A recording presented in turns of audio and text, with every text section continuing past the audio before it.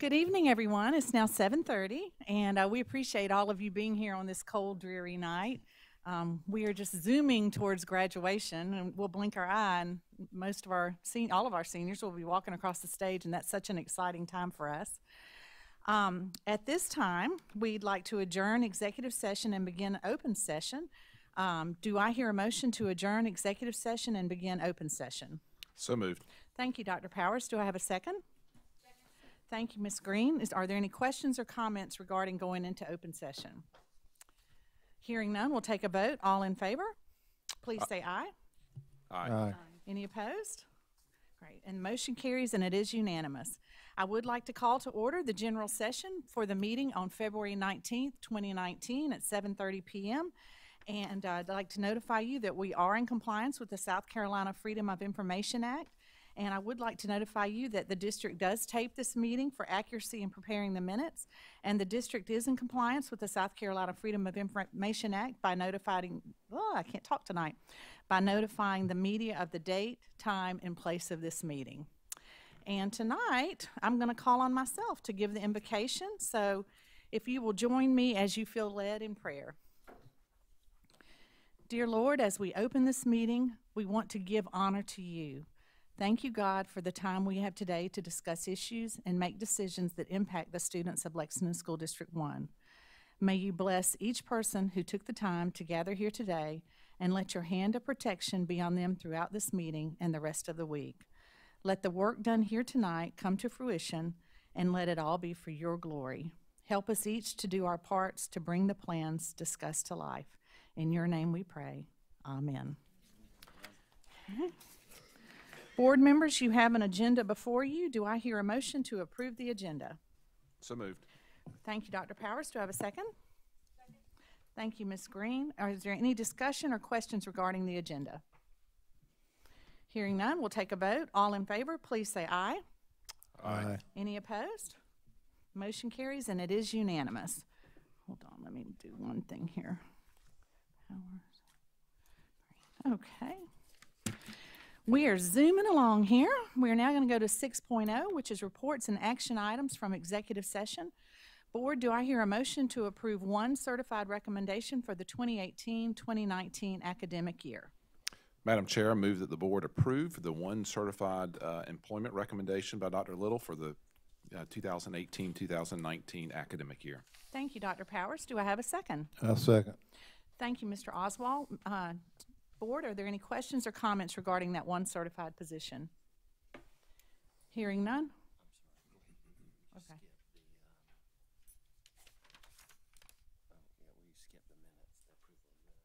Oh, okay.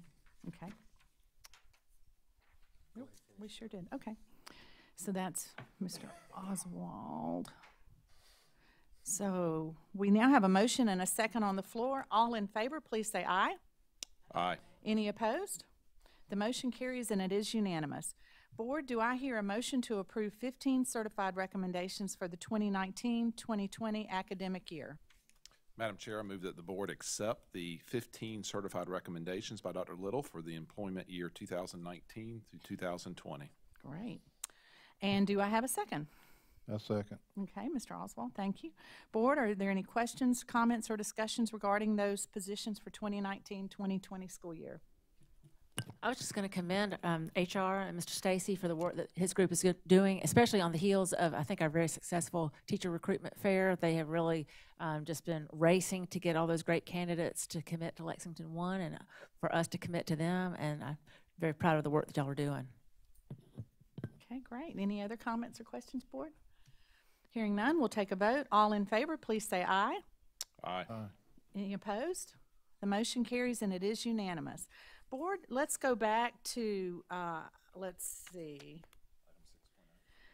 Item 6.0 is approval of minutes of the January 15th, 2019 board meeting and the February 5th, 2019 board meeting. You have been provided a copy. Are there any additional changes or additions to those minutes? Hearing none, we will accept the minutes as presented. Now, let's go on to, just want to update the public that the Board of Trustees did receive legal advice concerning pending claims and other matters covered by attorney-client privilege in executive session. No action is required as a result of this receipt from legal counsel. At this time, we'd like to call on Dr. Little to step down for honors and achievements. Let me switch my books. I think we skipped something else. We You'll see more stuff from the executive session when we do vote on. Okay. Oh, right here. Okay, I'm sorry. Y'all, I just really apologize. I've gotten myself kind of turned around here, so bear with me. Let's go back. Under 6.0 is a contractual matter. Do I hear a motion regarding a contractual matter related to the Construction Management at-Risk Selection Committee? And I have recused myself, and I will at this point ask Ms. Green to take over this particular motion. Thank you, Madam Chair. Is there a motion for the construction management at risk selection contractual matter? Madam Vice Chair, I move that the board approve the recommendation of the Construction Management at Risk Selection Committee and the administration to award construction management risk contracts to the following firms pending successful contract negotiations. Contract Construction Incorporated, P.O. Box 269, Ballantyne, South Carolina, 29002. Project work to include elementary school number 18, that is Town of Lexington area, Deerfield Elementary, Meadow Glen Elementary, Rocky Creek Elementary, Lexington Middle, repurposing, Meadow Glen Middle, Lexington High, and River Bluff High. Secondly, EdCon Inc.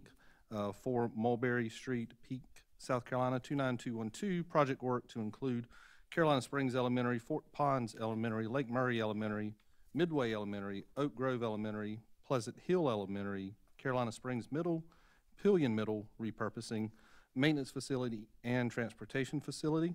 Number 3, HG Reynolds Company Incorporated, 113 Contract Drive, Aiken, South Carolina, 29801. Project work to include new Lexington Middle, new Pillion Middle, and White Knoll High. Next, Hood Construction Incorporated, 1050 Shop Road, Columbia, South Carolina, 29201. Project work to include Lexington Elementary, New Providence Elementary, Red Bank Elementary, Saxagatha Elementary, White Knoll Elementary, Pleasant Hill Middle, White Knoll Middle, Rosenwald Community Learning Center.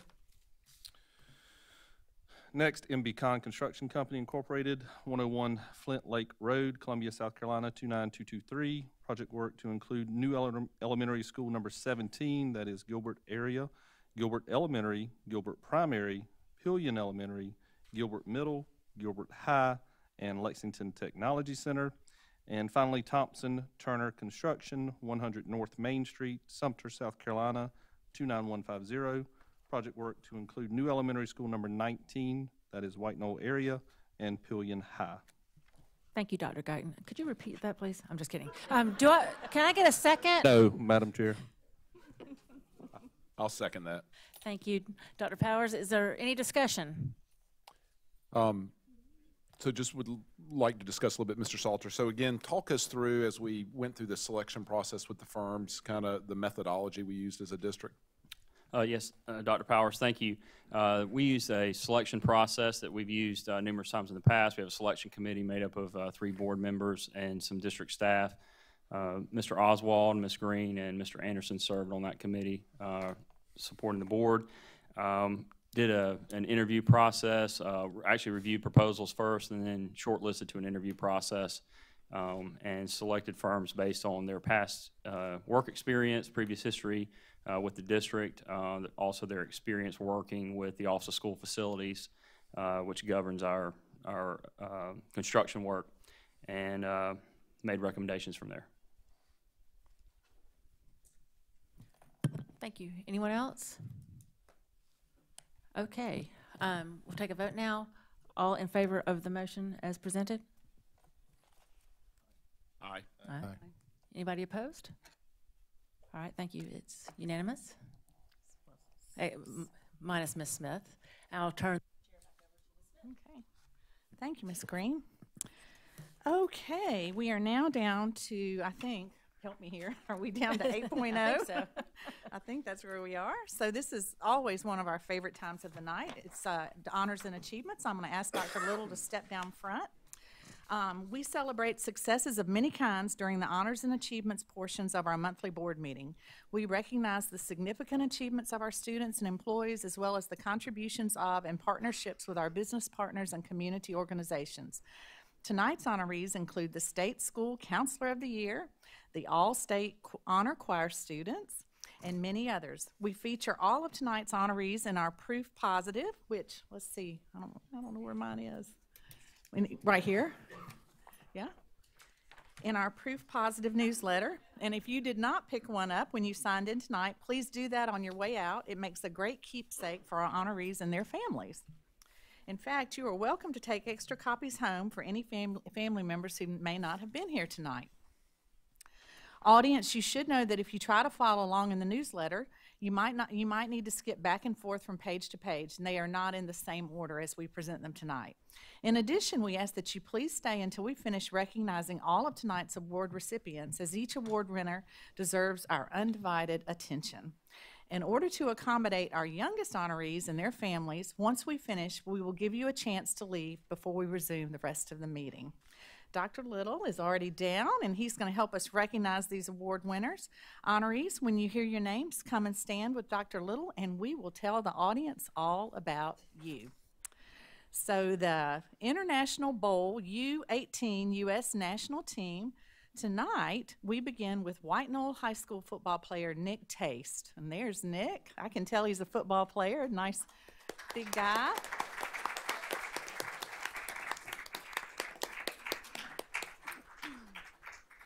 Nick represented the Timberwolves and South Carolina at the International Bowl, played January 18th at the AT&T Stadium in Dallas, Texas. He played offensive lineman for the under-18 United States national team.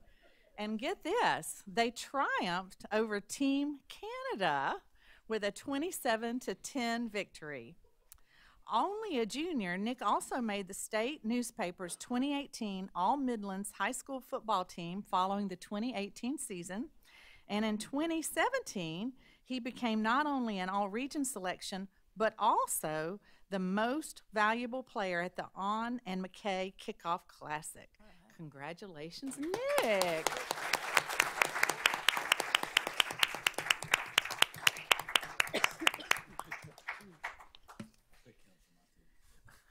Now we're going to turn over to the South Carolina Music Educators Association and the 2018-2019 All-State Chorus. We enjoy celebrating our fine arts students who work hard to create exceptional music, art, drama, and more. Tonight we celebrate the accomplishments of students from all 5 high schools, 57 students in all, who made the South Carolina Music Educators Association 2018-2019 All-State Chorus. We will stop to take a photograph after each high school's honorees before we begin moving to the next school. So we begin with the Gilbert High School All-State Chorus members. So are y'all ready, Gilbert?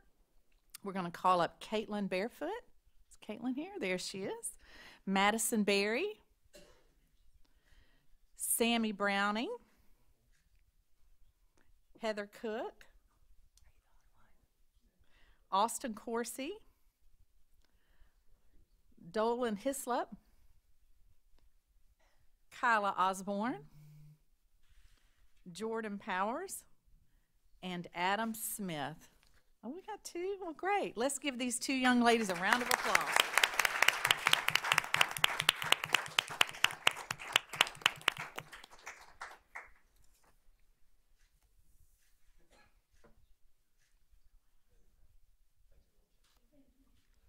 Now we're going to move over to Lexington High School, and their members include Catherine Capilli, Sydney DeVoe, Lawson Estridge, Ashlyn Gibson, Joshua Gravel, Colby James, Nicholas Joy, Lindy McCloy, Jackson McKelvey, Grace Putman, Elizabeth Reynolds, London Saunders, Josiah Schroet, Taylor Spires, Peyton Whetstone, and Mary Grace Wingard.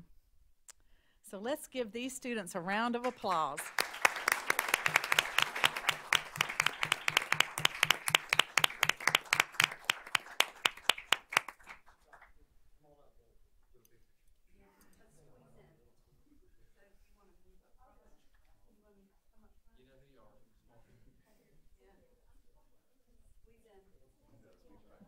These haircuts. She's beautiful.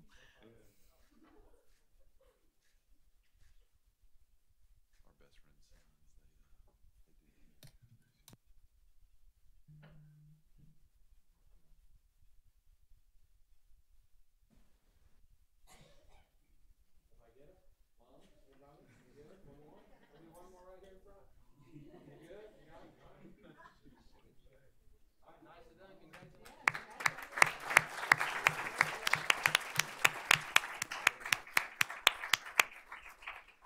And from Pelion High, we have two All-State Chorus members, Ethan Lindler and Ella Mincy. Are they here tonight?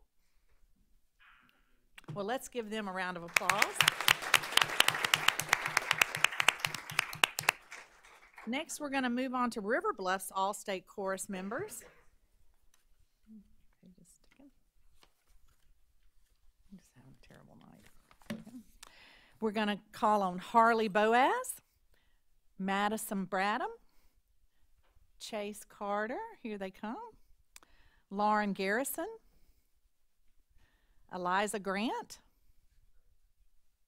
Reagan Green. She was totally unimpressed that I was going to be here. She's like, I'm not going. Mason Martin, Madeline Owens, Sarah Peter, Elena Pittman, Catherine Shepard, Grant Stillinger, Charlie West, and Andrew Fellers-Wise. Let's give these students a round of applause.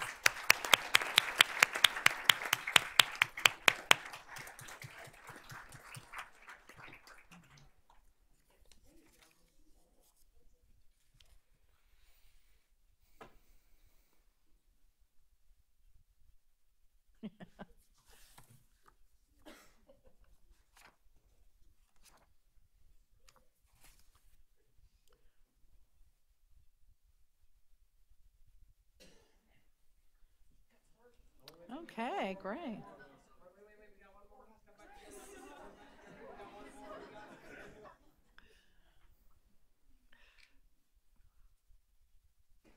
Okay, great.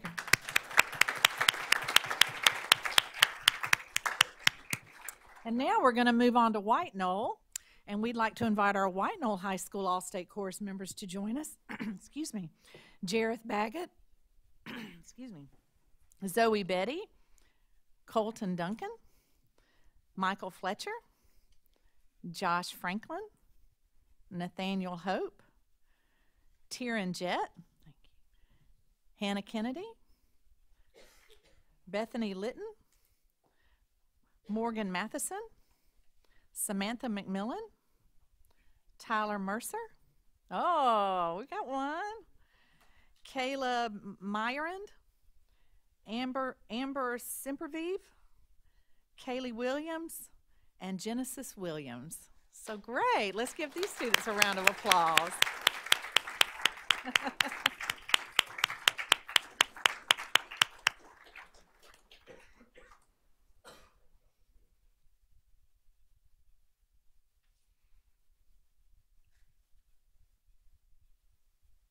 Great.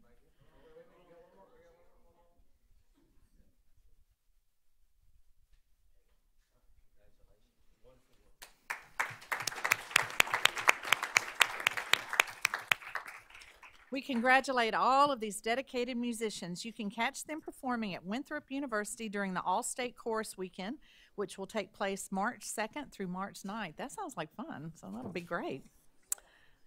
Is Reagan going? Yes. Good. Okay, now we're going to go to donorschoose.org funding recipients. We're going to move. We're going to move on to staff recognitions. We celebrate teachers who receive funding for unique classroom projects from the online giving platform DonorsChoose.org.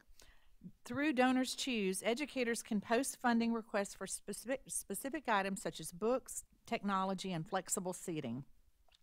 Our educators earning fully funded projects include Deerfield Elementary's Berthe Fretwell, Gilbert Primary's Madeline John, Lexington High's Dana Crawley, Pillion Elementary's Katie Alexander, and Saxagatha Elementary's Haley Bolches. And if y'all will come on up, we just have one. And let me tell you a little bit about their funded projects. These teachers purchased a 3D printer to enhance science and mathematics class at Deerfield Elementary, boogie board writing tablets for Gilbert Primary, high-interest texts for struggling readers at Pillion Elementary, and mathematic puzzle games for Saxagatha Elementary. At Lexington High, Ms. Crowley purchased fluorescent light covers to soften the harsh glare of classroom lights and create a calm environment for students with sensory issues. Thank you, teachers, for going out of your way to obtain these funds and enhance learning for all of your students. Thank you.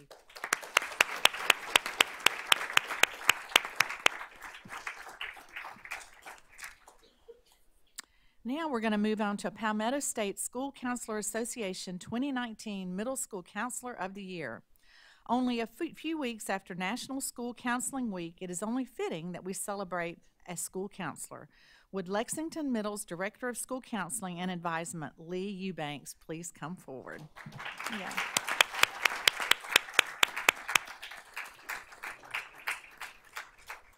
This is such a big honor, and we're so proud that our Miss Eubanks won this.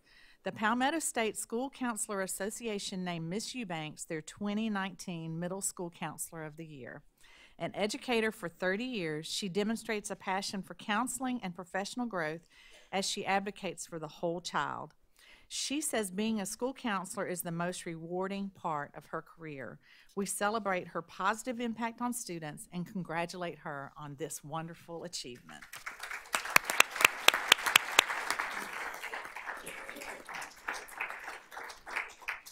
We're now going to go on to the South Carolina Department of Health and Environmental Control Recycling Education Grant. We recognize several other grant winners next. White Knoll High science teacher David Can received a $1,500 recycling education grant from the South Carolina Department of Health and Environmental Control. Mr. Can applied for the grant in order to purchase additional recycling bins. Once a week, students from the environmental science class take bins throughout the school to collect recyclable materials, later sorting the paper and plastic. Continuing the recycling efforts fulfills a requirement of the Green Steps School program and allows White Knoll to reapply for Green Steps School recognition. We congratulate Mr. Can and his students for doing their part for making White Knoll High more sustainable.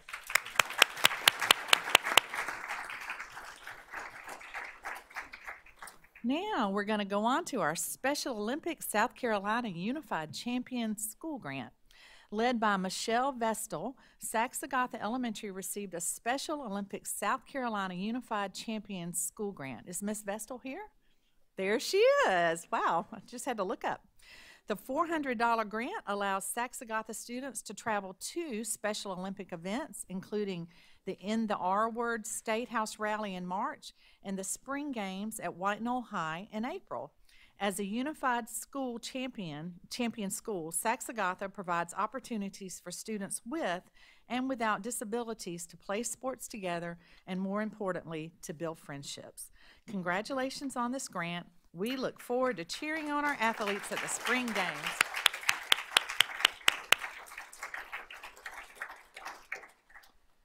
Our final recognitions this evening take us to Gilbert Middle and Pleasant Hill Elementary, where teachers received Walmart Foundation community grants. Gilbert Middle mathematics teacher Elena Ray applied for a $250 grant to begin construction on a 9-hole disc golf course. The grant provides seed money to purchase cement and tee markers. Ms. Ray plans to seek additional funding to complete the project, giving students the opportunity to stay active while learning a new game. At Pleasant Hill Elementary, second grade teacher Deborah Cruz received $500 for Cougar Collections, parent helper packs. Each collection contains 4 to 5 books of a similar reading level that teachers can check out for their students' parents. Bags include questions for parents to use to facilitate discussion and to help grow their students' reading comprehension. We cannot wait to see the results of these 2 Walmart Foundation grant projects.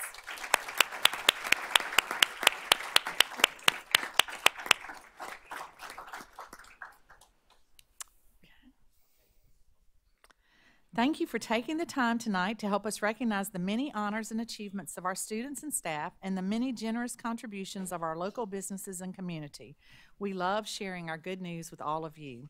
Honorees, when you leave the meeting, remember to head to your left and into the lobby where a member of the communications office will help you find your certificate. Now, just as I promised, everyone's welcome to stay, but if you feel the need to leave, this is a good time to scoot out. So.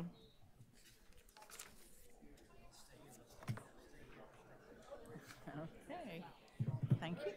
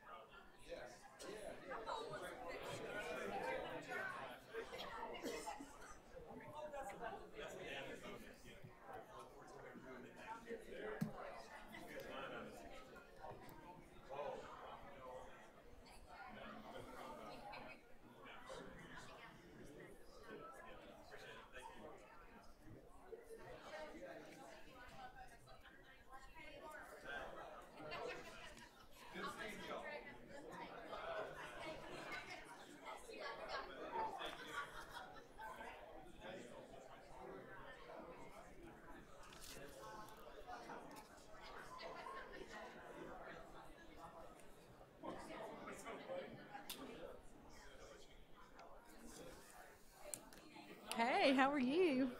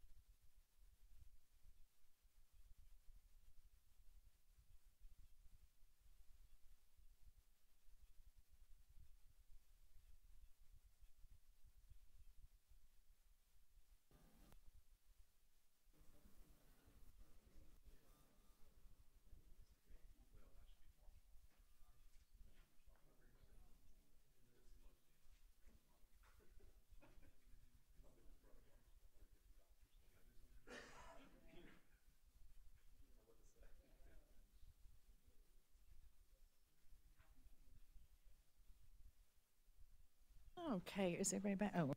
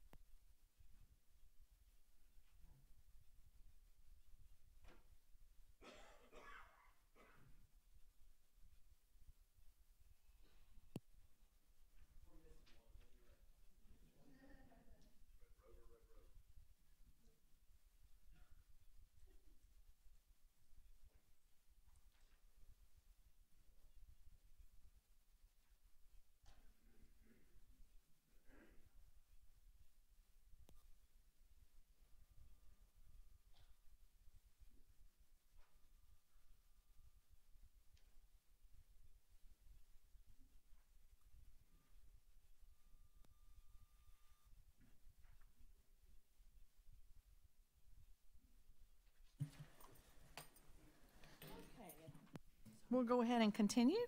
We are now, we have done this is something a little different. We have moved our agenda around tonight because I know that so many people are interested in this, so we moved it to the top of the agenda so that everyone could hear this a little earlier than usual. So at this time, we're going to move to 9.0, which is the second reading of the Beechwood Middle School zoning plan.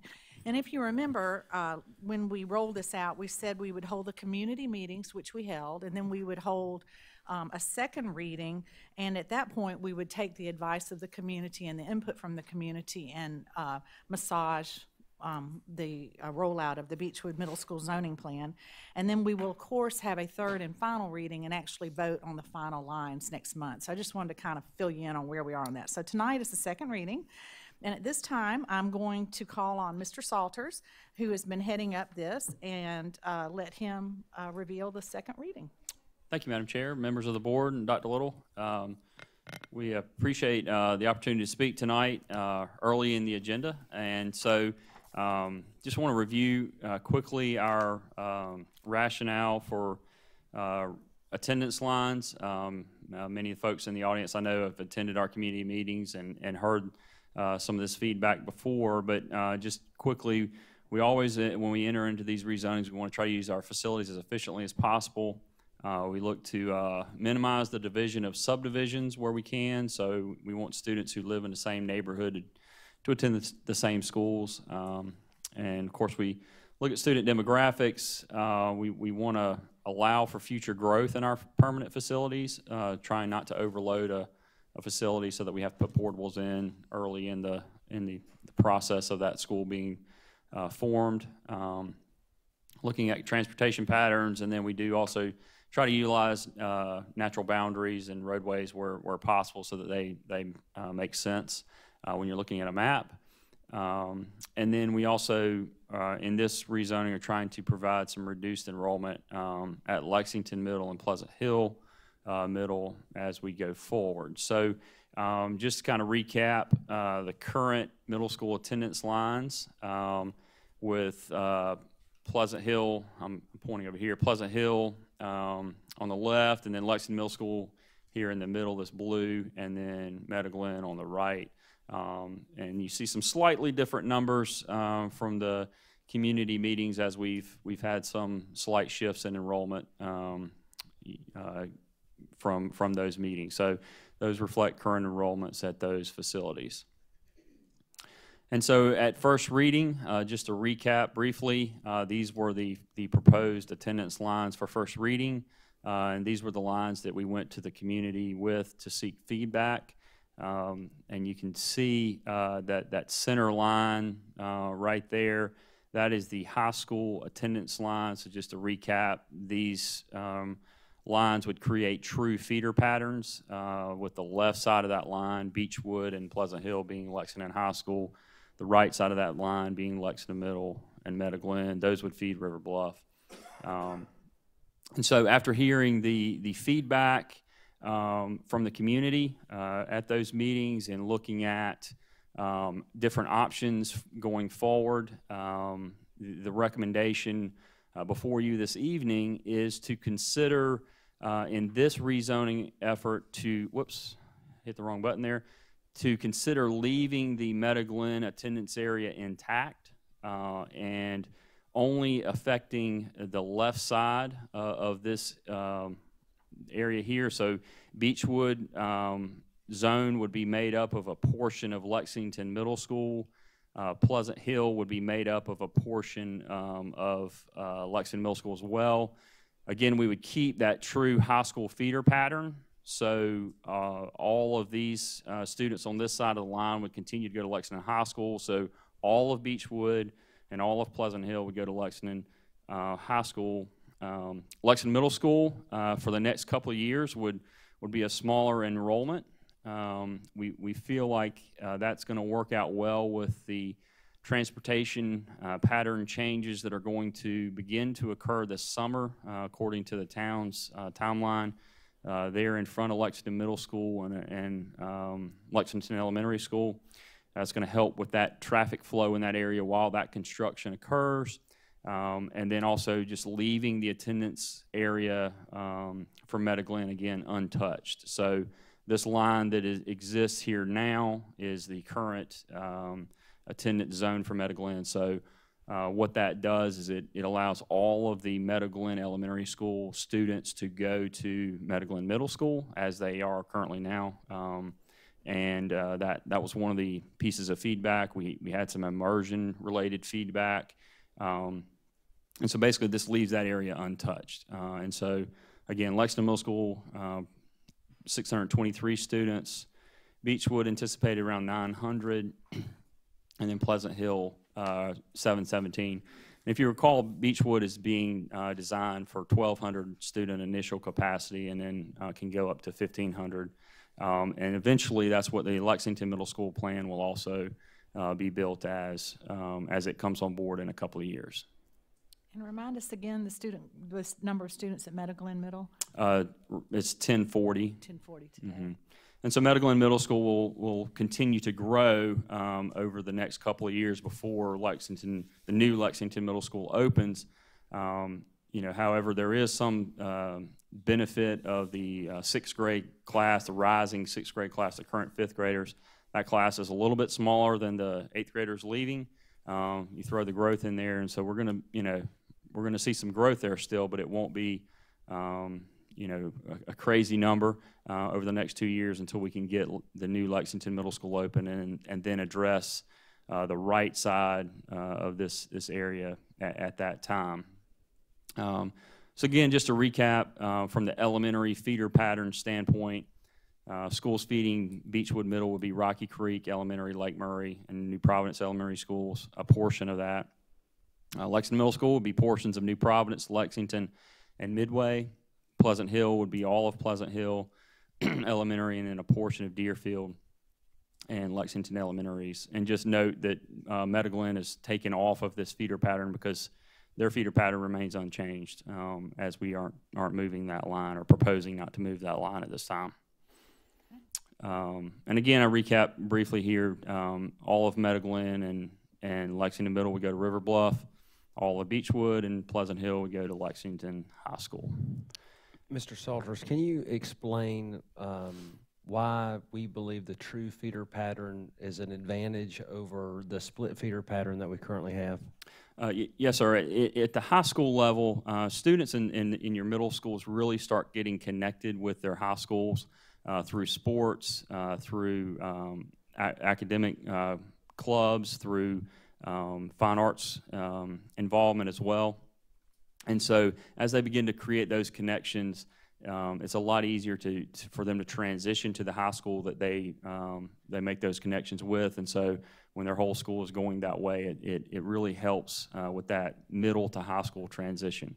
We find that that's a little bit more challenging of a time for students than that elementary to middle school transition, because you have all those connections that you're establishing. So I feel like that's a really positive thing for our students going forward, to be able to get that true feeder in there.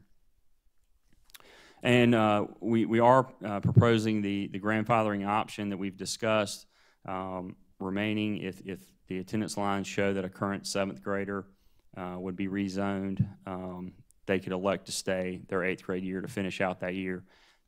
There isn't an option to provide transportation, but they could attend that zone. That also holds true for their siblings as well. And again, just to recap key dates, we're well on our way down this list. We're here at second reading at the bottom of the list here, and then, of course, third reading would be scheduled for the March 19th regular board meeting at this time. And so with that, I'll be happy to answer any questions that the board may have. Remind us again the projected opening date for the new Lexington Middle School, or the relocated Lexington Middle School. It's 2 years out, so it'll be August of 21. Okay, and we will be looking at lines at that point in time. We would be for the right-hand side of the attendance area. Yes, ma'am.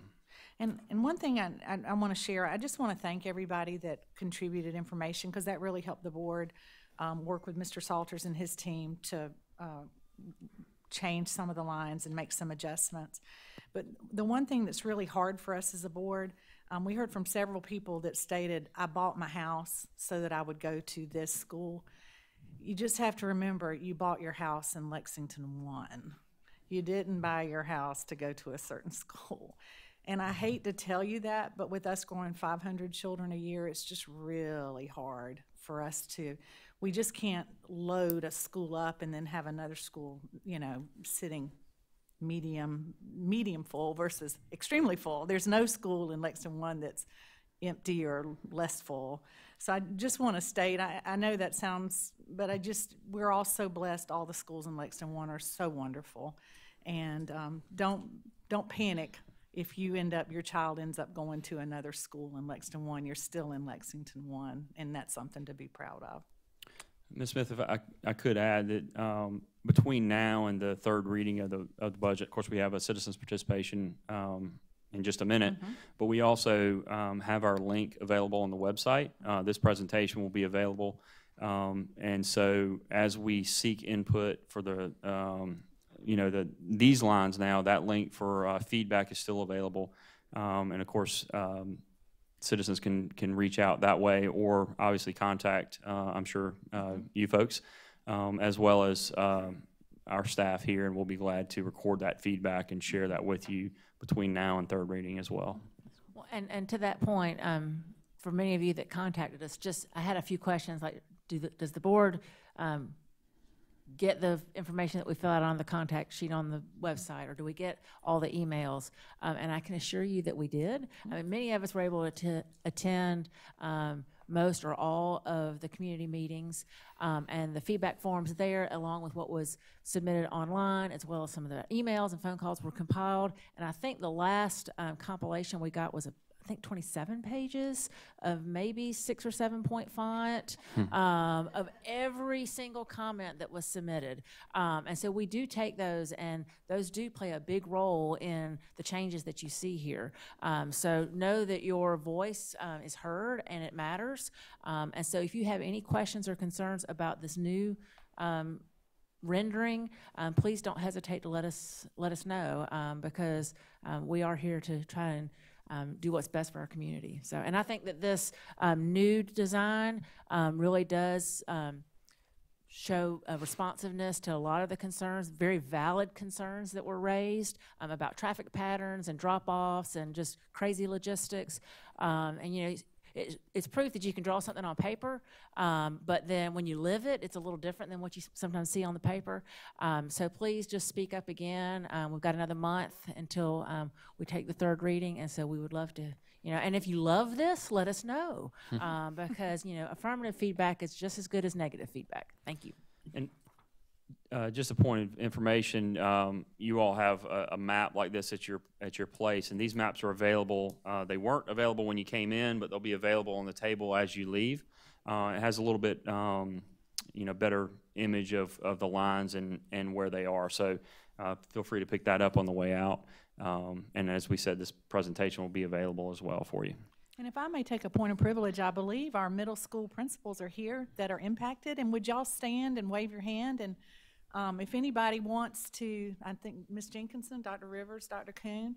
So if anybody wants to speak with them, they're available as well as the board and Mr. Salters and Dr. Little. Dr. Powers, did you have a question? Well, two things. One, obviously the elephant in the room is Meadow Glen Middle still going to have to deal with a large census. So ironically, before the rezoning, we got a lot of feedback around the crowding at Meadow Glen. So I want to thank Dr. Kuhn and his team managing that, because obviously you've got a full campus. So, and we're aware of that. And, again, that's why we're building a new middle school. And then secondly, I'm excited, we've had this partnership with Palmetto College, and, we're hosting that on Lexington Middle's campus. So it'll be interesting over the next year or two how we can continue to expand that as we look at the enrollment and the efficacy of that, because we'll have some capacity on that campus. Mm-hmm. And I know that was a great partnership with the town and the county in bringing adult education here to Lexington County. So I think strategically this also gives us a window to kind of leverage that. So, Board, are there any other questions or comments? Just I guess a comment and a question. Can you pull up your Sure. calendar, your map? Yes. The Augusta Highway as you see it, at the Pisgah Church intersection? Yeah, right in here. Correct. If you were to extend that, if you were to use Augusta Highway, rough idea, is there a rough idea of the number of students that would be within that pocket in the lower? This lower pocket right here? Lower field, yes, sir. I have to get you that number. I can tell you the reason that that line extends the way it does down here is similar to the circumstances we had on this side of the attendance area. This is all of the Rocky Creek Elementary School students, and so that mirrors the Rocky Creek Elementary attendance lines. Gotcha. And so those students are already going north to Rocky Creek, and then it's just a mile or so away, well, it's about 2 miles probably, over to Beechwood, kind of in that same general direction, versus going up to Rocky Creek and back over to Pleasant Hill. So that's a similar idea. But So it's maintaining that feeder is what Yes, you're sir. getting there. Gotcha. All right. And then, but I'll be happy to get you that number of students. no, that's not necessary. Thank you. And I guess, from an observation, this is obviously first time a few of us have gone through through this type of process. And I think the thing I learned from this is if we look at the map and we look at it in a left to right progression, that tends to be the natural flow of our life.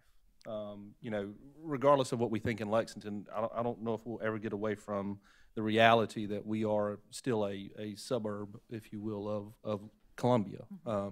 And so that natural flow goes left to right. And so I think when you can maintain that, that kind of fits with our natural flow of life. And I think that was essentially what the feedback we were getting really kind of centered around was the sometimes the difficulty in sort of maneuvering the flow of life, if you will, as we go from the outskirts of Lexington towards, be it Lexington Medical Center, be it downtown Columbia, wherever parents may work. And so, definitely a hard task nonetheless. And one thing I did kind of come to appreciate, the challenge of trying to force against that flow of life. And sometimes I think you can accomplish that, and sometimes I frankly think you can't. And some of that's just positional based on where the schools are at existing. And so definitely a challenge that I think has been seen and addressed. Thank you, Dr. Guyton. Anyone else? Yes, I have a question. We had a comment about the area from Bar Road to South Lake Drive that was rezoned from Lexington Middle to Pleasant Hill Middle, and that would be coming down Old Chapin right there. Mm-hmm. Well, the lady made a good point. She said that area is closer to Lexington Middle School, and they travel in the opposite direction to go to work. So right there across from Kmart in Lexington, that area behind Lexington Medical Center. And those students, some of them had the same concerns as parents in the Meadow Glen attendance area. And I feel like we may not be hearing them because there's not as many of them, and that's a small area.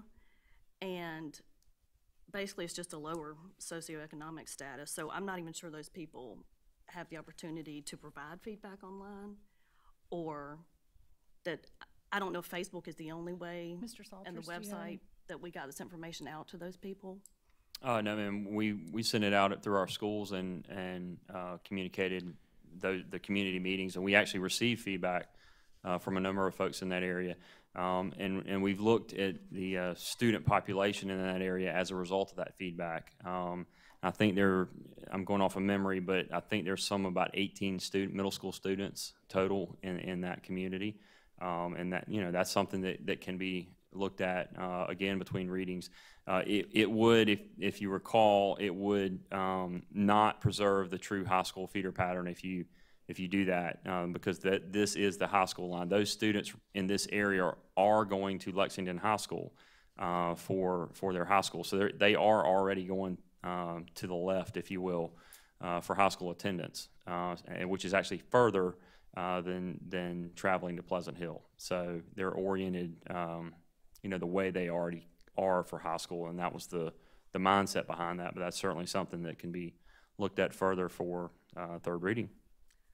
But from what I understand from the feedback, the elementary students would still be going to Lexington Elementary, and then the middle school students would be at Pleasant Hill Middle. So it'd kind of be the Meadow Glen thing all over again, where parents are driving to Lexington Elementary. Yeah, so that was one of my concerns.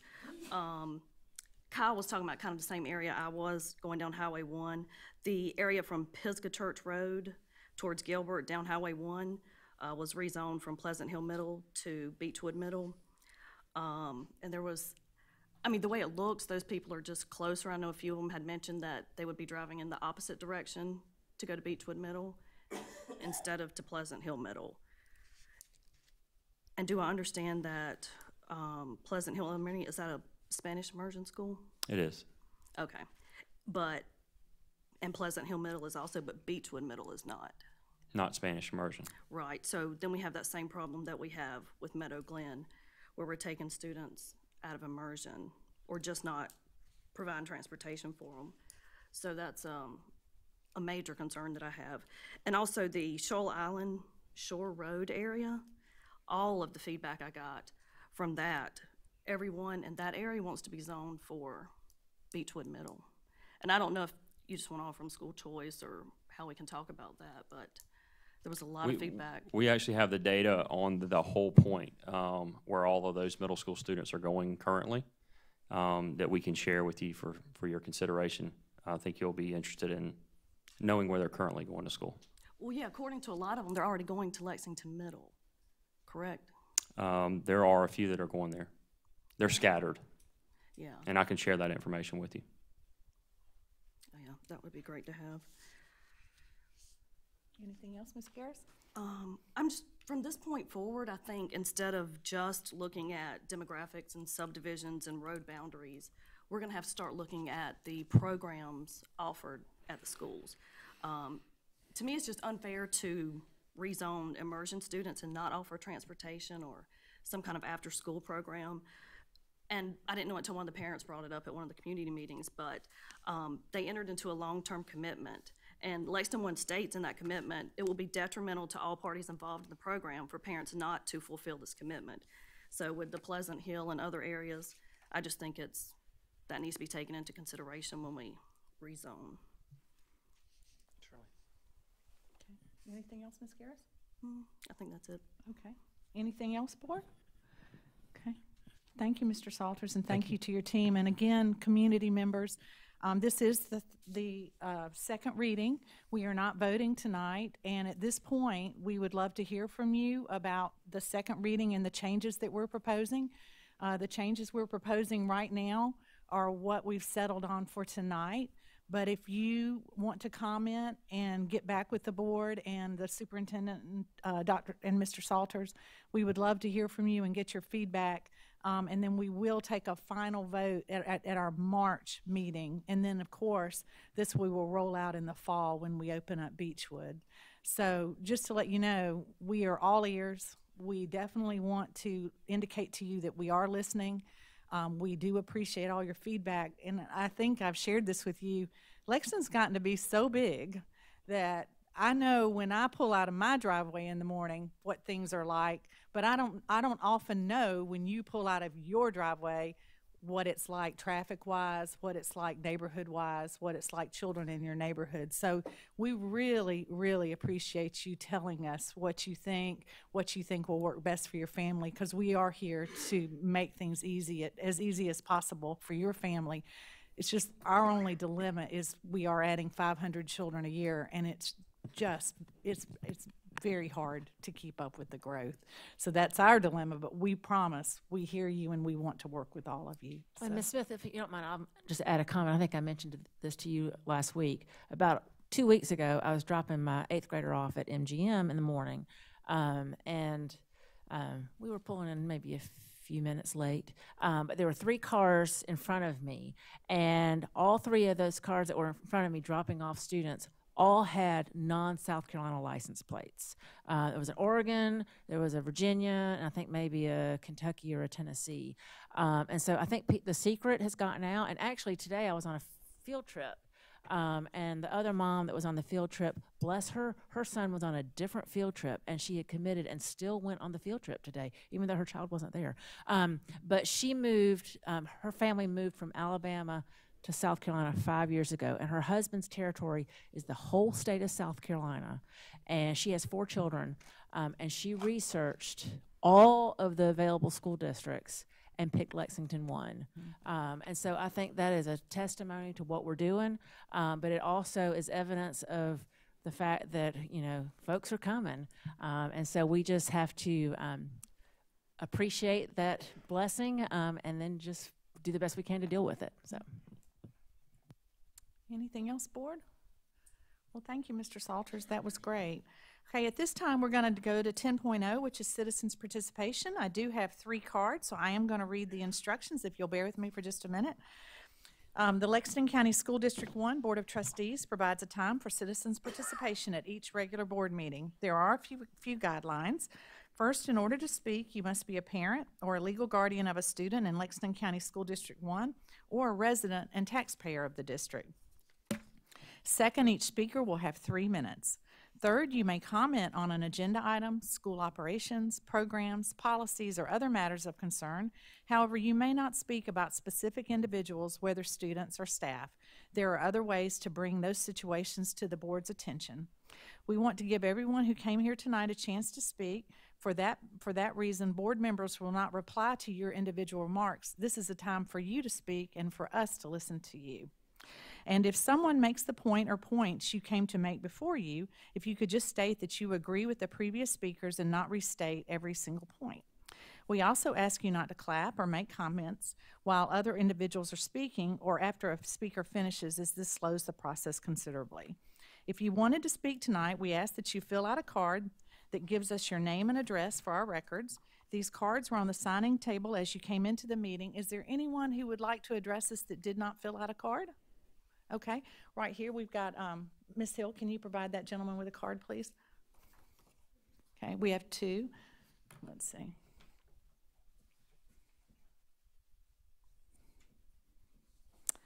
Okay, and they'll pick those cards and bring them up to me. So if y'all will be filling that out, and we'll go ahead and get started while y'all are filling those out. As stated earlier, you should not expect us to reply to your remarks. This is our time to listen. And although we may ask you a question as a board, we will not take any action or respond tonight in response to the issues you raised during citizens' participation. So at this time, I'm going to start with I think everyone is everyone talking about rezoning except for one person? Are y'all going to talk about rezoning? Because I'm going to put all the rezoning people together, and I'm going to let this gentleman speak first since he's brought another issue to our board. This is Jermaine Johnson, Dr. Jermaine Johnson, and he's with the Midlands Father Coalition. And he is he contacted the board earlier via email and asked to come and speak at citizens' participation. So we want to welcome you, Dr. Johnson. Good evening, board, superintendent, everybody, citizens. Yes, I did play basketball before y'all start asking those questions. I did. I went to the College of Charleston. But I am a, Dr. yes. Guyton is a College You went of to College of Charleston Charleston? Cougar. All right, Cougar, C-O-U-G-A-R, all right. So, but anyways, I am a site manager with the Midlands Fatherhood Coalition. I did not realize how close you all were to you, literally 0.8 miles up the road. We're across the street from Fats. So this is our first time coming in here today. And I really want to just make you guys aware of what we've been doing. Since I've taken over as the site manager here for the Fatherhood Coalition, I wanted to make this emphasis of 2019 to be about relationships. So we are pretty much the best secret here in Lexington County. So what we've been doing, we've been helping fathers to reengage in the lives of their children. So we help fathers in terms of child support, or if they want to, be able to see their children more, if they want to get into the schools and understand about how, just showing up for parent-teacher conferences and anything like that. We help fathers to increase their visitation. We also help them with anything such as peer support. So we have new daddies as well. We have a new daddy boot camp. So we have guys that help other guys, with changing diapers and getting them to figure out these things. A lot of us men, sometimes we have situations where we don't feel comfortable talking to other individuals, but we have a peer support group there where guys can come in there and really just pour their hearts out. So you can really, you can feel the support. And all our services are free. We're a nonprofit organization. But we also have a new grant. And this new grant, it focuses on young parents. And this is where you all come in. So we really want to just assist the young individuals with being better parents, because sometimes they've made some wrong decisions, but that doesn't mean that their life has to be over. So we have this new grant that we just implemented. We've been doing it in Richland County for the past 2 years, and we've helped a lot of young parents between the age of like 16 to 25. So this individual here is Daryl Boyles, and he is an intervention specialist with us, and he's going to tell you a little bit more about the young parent piece. And I'm going to do my best to get it in 1 minute and 3 seconds.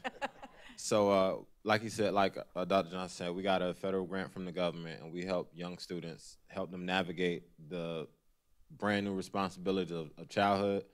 Me and my wife, we had our first child, 8-month-old, so a lot of sleepless nights, a lot of up every 2 hours, he's whining again.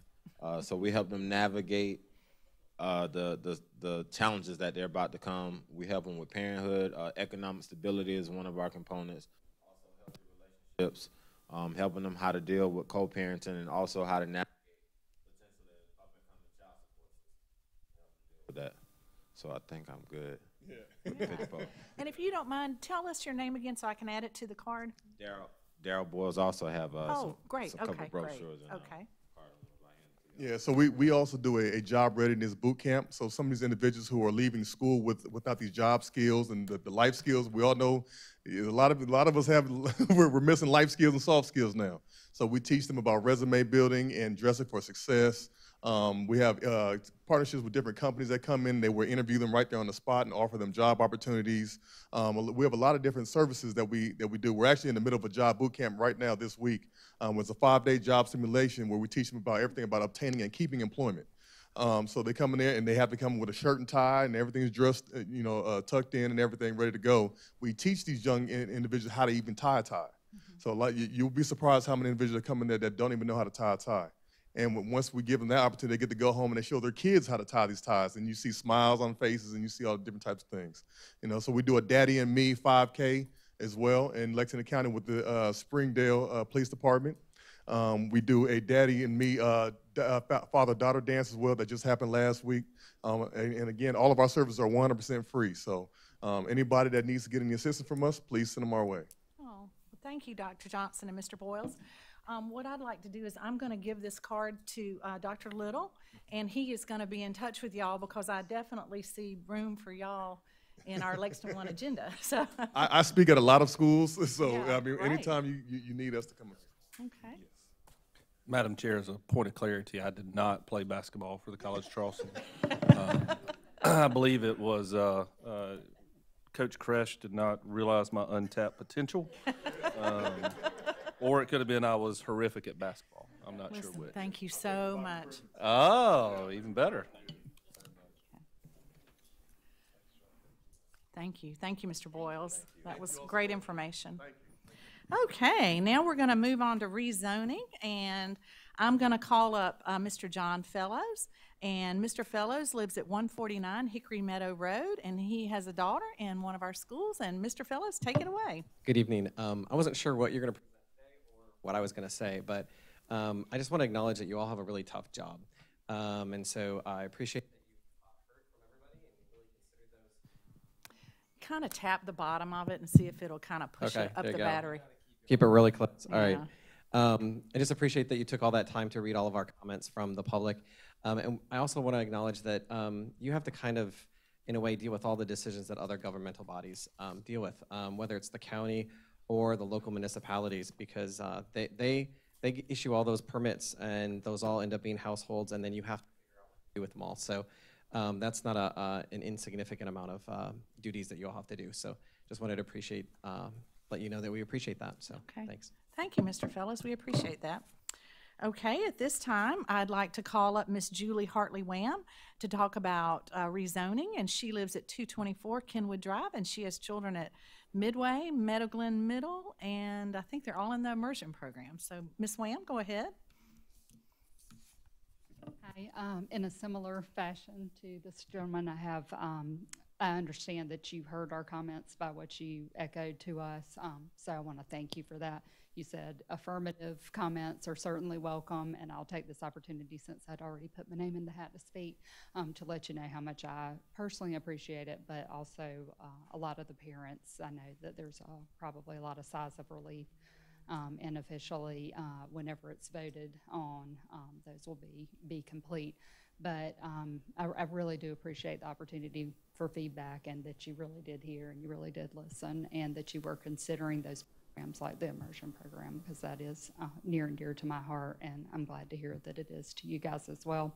And the other thing that I thought was so amazing at all of these meetings that I participated in, and maybe a little sad that I hadn't participated in the past until something kind of urgent to me came up, but that we were all basically here saying, hey, we like what we have. We want to keep this going. And, you know, in most cases, I don't think people are satisfied with where they are, and so what a good job you guys have done to create a pathway that people are satisfied in. And to conclude, though, I would like to offer one more piece of, I know you've heard, but the feeder pattern, I think, is an amazing plan forward, and I really do like the way that that sounds and feels. And hopefully that will even be embraced with the immersion programs and such, and that you got. Thank you, Ms. Wynn. Okay, we'd now like to call on Mike Flannery. He's going to be discussing rezoning as well. He lives at 305 Crimson Lane, and he has children at Meadow Glen Middle and River Bluff. Mr. Flannery? Thank you.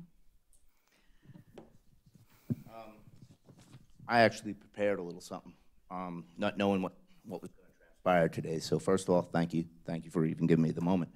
I am one of 92 homeowners from the Hawthorne community. We sent in a petition. A neighbor and I went door knocking, knocked every single door, 92 doors. Got 88% participation. Some couldn't for fear of career advancement, and some couldn't because they weren't home, and some couldn't because they were selling their homes. But everybody that I talked to, everybody that we talked to, agreed 100% that although you don't buy the school when you buy the home, it was sold. The school was sold to me. I came down here. I know you can't tell from my draw that I'm not local by birth. I'm Southern by choice. I came down here on purpose for a better future for my kids. I chose Lexington on purpose for a better future, for a better education for my kids. We all understand, everybody here understands the amount of work that it takes, and the appreciation we have is tremendous. But before your board members, as you come in, your parents, your aunts and uncles, your grandparents, like myself, I'm a grandfather, and we all fully understand that value of school and how kids attend school based on location. And it's hard to just draw a line on a map, like you said. So I appreciate the changes that you guys made and that you heard us. The curriculum and the logistics of adding another bus was pretty incredible, that we were going to add a second bus to Mineral Springs Road when it was already as congested as it is, that we were going to have parents drive from Meadow Glen and River Bluff all the way down to Lexington and make parents take the two worst congested areas in the entire Lexington at 7 o'clock in the morning, me being one of them. I'm selfish, I'm sorry, but that's a lot of driving. So what I did was I blew up the proposal, the first proposal, and I have 3 kids. I have a senior, River Bluff Gator senior, sophomore, and a 6th grader who would have been tremendously affected by this plan. And I said to my 6th grader, my son, I said, what's the easiest way? And he said, well, Dad, he said, the easiest way to fix this problem is the quickest way to get from point A to point B, we all know it, is just to draw a straight line. And that's exactly what he did. And by doing that, we encompassed everybody in that community to go to the right school with the right people at the right time for the right reasons. So thank you very much for your time. Thank you for your consideration. I hope it sticks. And importantly, I'm going to also, I don't know if you guys got that petition, Yeah, but I'd we like did. to hand that to you as well. Yeah, but we'd love to take it. Please give it to Dr. Little. Thank you. Thank you, Mr. Flannery. Okay, now we're going to talk about Beechwood rezoning, and I have Miss Mindy Cox. She lives at 201 Crimson Lane, and she has children at Meadow Glen Middle School. Miss Cox?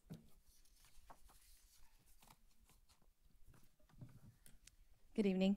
I just wanted to say thank you. I really do appreciate, I live in Hawthorne as well, and so I really do appreciate that you heard our request. I can tell by the comments that the board made that you are listening to what we said. I do agree with, left to right, and also the immersion programs. I think those are good points. I wanted to agree with the comments that other people have made. We really just, I was almost in tears in the first conversation because I was upset, and now I'm in tears that I hope that it stays the same way.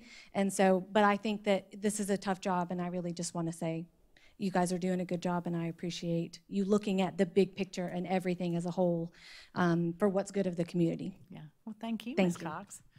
Okay. Anyone else that wishes to address the board? Okay. Well, thank you so much, and we appreciate y'all. And like I said, we'll be voting at the March meeting at our regularly scheduled board meeting. At this time, we're going to turn to our action items. And tonight, as if you are an avid board follower, you will know that we have been working and talking with some of our teachers who have been contacting us about. Should have internet on. What is that? Oh, I thought it was over the intercom.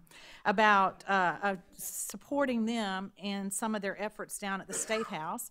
And the board has put together a resolution, and I'm going to call on Ms. Anne Marie Green to read this resolution out loud to support the teachers. And then, board, I'm going to put a motion on the floor, and we're going to discuss it, and we'll vote on it if y'all are okay with that.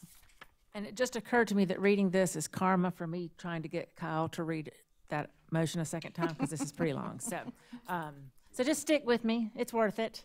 Okay, this is the Lexington County School District 1 resolution supporting teachers. Whereas the vision of Lexington County School District 1 is to empower each child to design the future, and whereas the success of more than 26,800 students in Lexington County District 1 depends on the skills, knowledge, positive influence, and leadership of dedicated teachers who work collaboratively with school board members, administrators, colleagues, parents, families, community members, and others to prepare students to live, work, and succeed.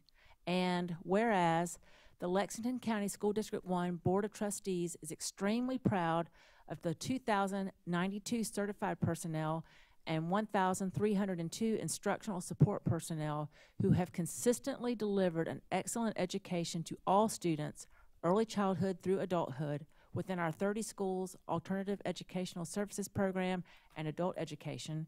And whereas teachers are agents of the future who motivate, inspire, and mold tomorrow's community, business, and political leaders. And whereas teachers are an indispensable component of the high-quality public education system necessary to develop a competitive workforce that will drive a vibrant South Carolina economy for decades to come. And whereas teachers are duly licensed professionals possessing technical and professional expertise and receiving frequent and rigorous ongoing training and education, often at their own expense, to improve and hone their craft. And whereas every student deserves to have a highly qualified teacher who provides a safe and nurturing classroom environment where they can learn and grow. And whereas the base salary gap between teachers in South Carolina and teachers across the nation, as well as the salary gap between South Carolina's starting teacher salaries and the starting salaries offered by other professions requiring equivalent levels of higher education, continue to be significant factors in teachers leaving the classroom or never choosing the teaching profession as a career in college, both of which impact the growing teacher shortage. And whereas teachers are entitled to a salary commensurate with their education and experience that enables them to meet the cost of living. Therefore, be it resolved that the Lexington County School District 1 Board of Trustees recognizes that teaching is a noble and respected profession and that our teachers are intellectual leaders in our community.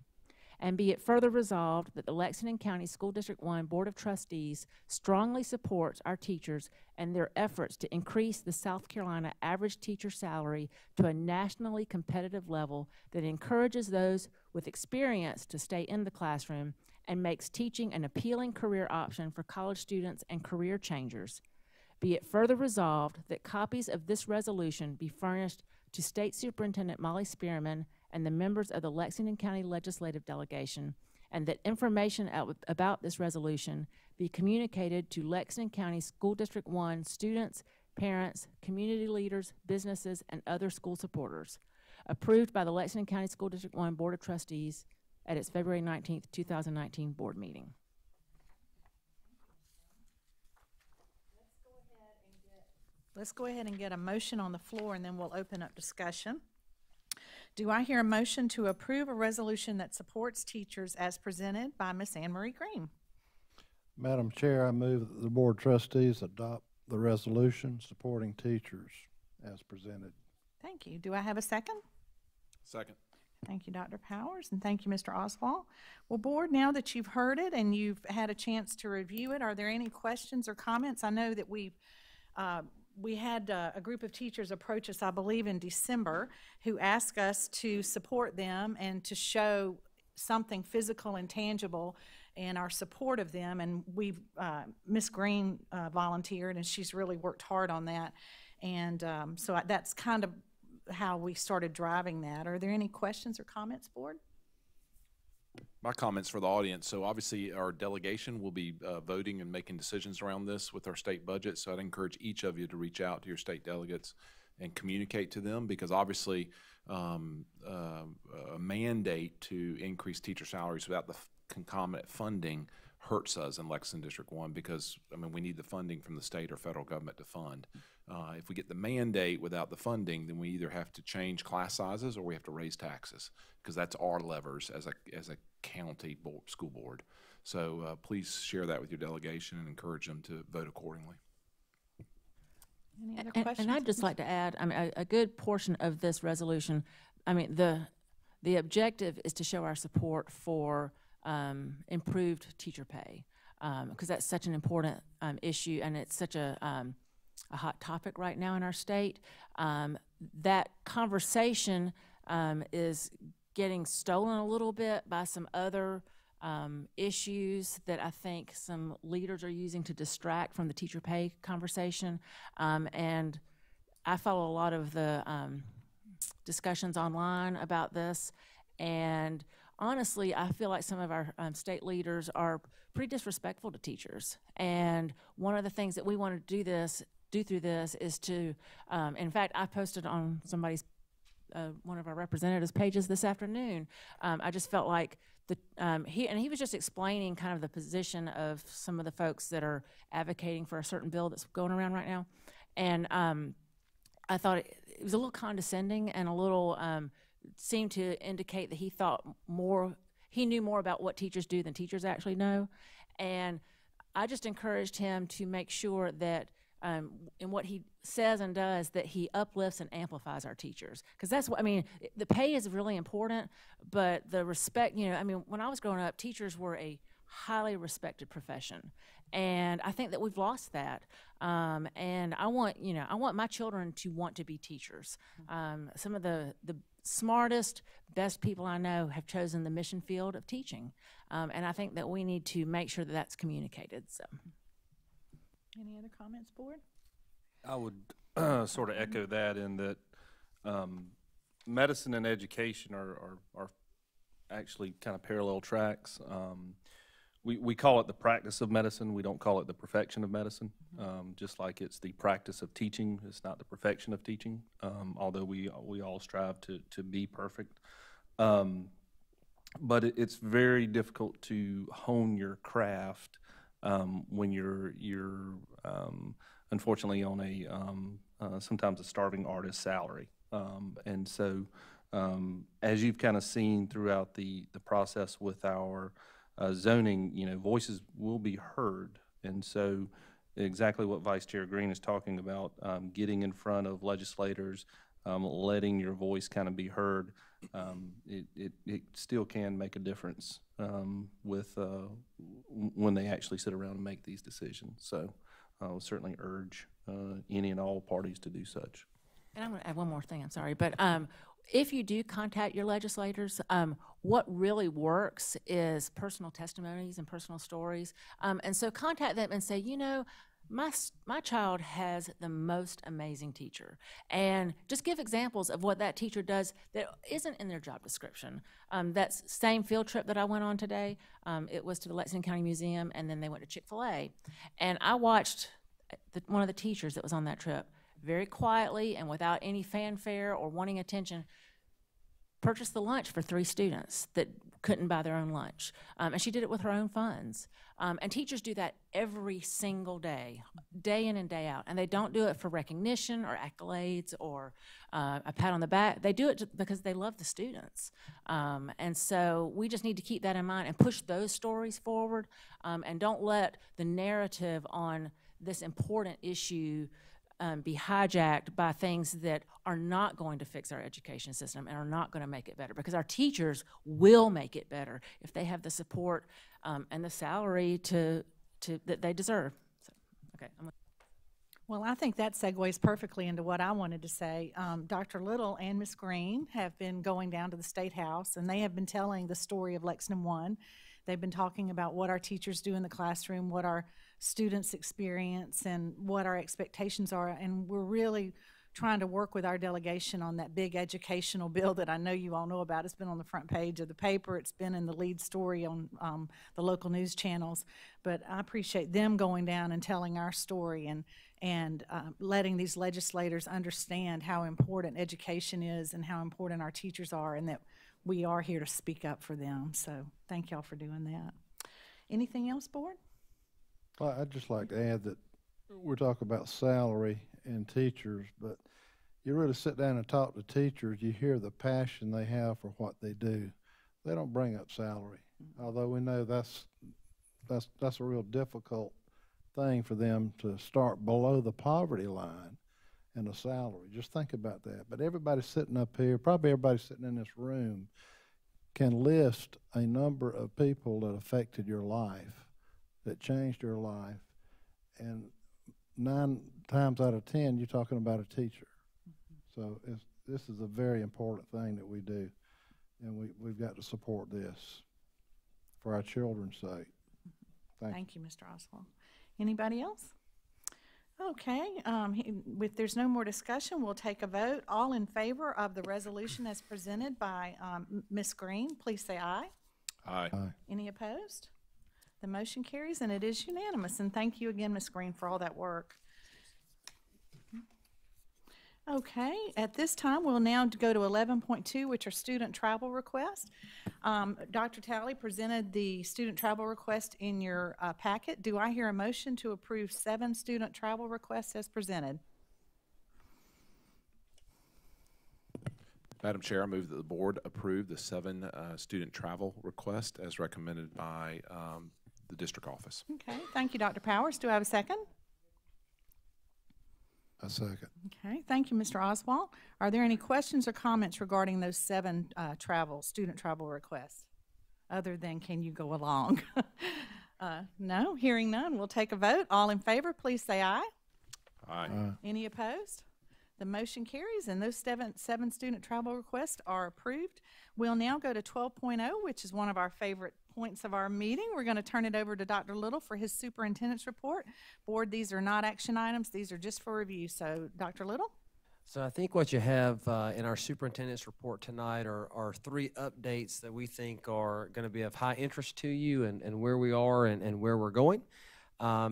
Not long ago, we went to Pillion Middle School and experienced firsthand the Rolling Study Halls initiative that we have. That's a partnership with Google and the Dynamic Learning Project.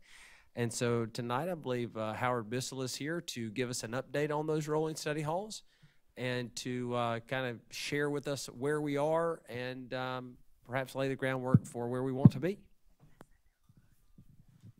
Thank you, Madam Chair, members of the board, Dr. Little. I am excited this evening to provide an update on the Rolling Study Hall. As Dr. Little mentioned, it's made possible to us through a partnership with Google and the Consortium of School Networking. Let's go the other way. Let's go the other way. There we go. Thank you.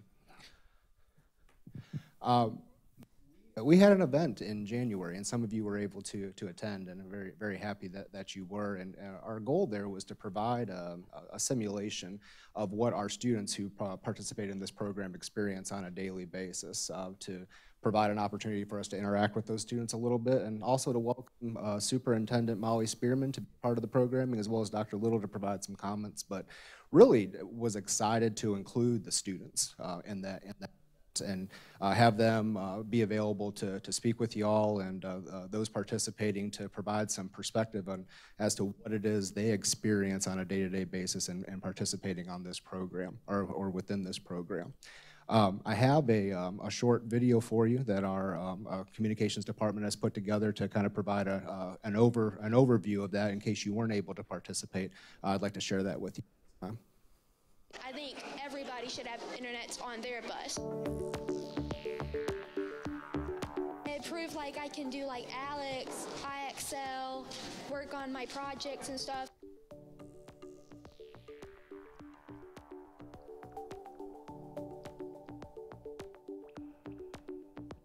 Some students have a really long ride to and from school, so having that opportunity to have someone who's pouring into you on your bus ride, you're really changing the scope and nature of students' mindset around their academic experience by adding that to their ride home.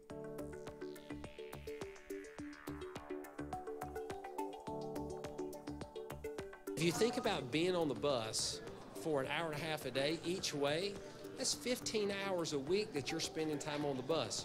If you were able to get 15 hours of your time back, that is a huge plus for our students, is a huge plus for our families.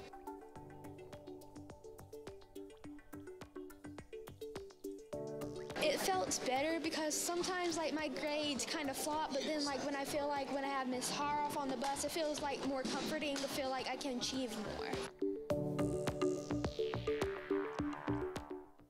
So a pretty powerful testimony from the student there right at the end. I think it really highlights something that we realized as we got into this program is that providing advocacy for students on those buses outside of their normal school day has been a big plus for us. And it really just feeds into what is really a simple overarching goal for us, which is to increase access and opportunity for students who otherwise might not have that opportunity, to increase the access to connectivity when they're just simply spending several hours over the course of a week between school and home, and giving them a chance to stay caught up on their work.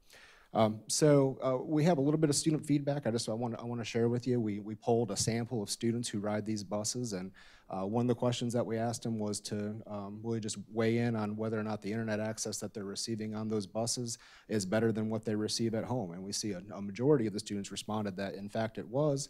We have some students that have better connectivity at home, just plain and simple. But I think what's interesting is when you look at the next question that we posed, you see a larger number of students do in fact agree that the internet access that they have on the bus is helping them to stay caught up with their assignments. So regardless of their connectivity status while they're at home, students are in fact leveraging the connectivity on the bus to stay in tune with what's going on in the classroom and those expectations.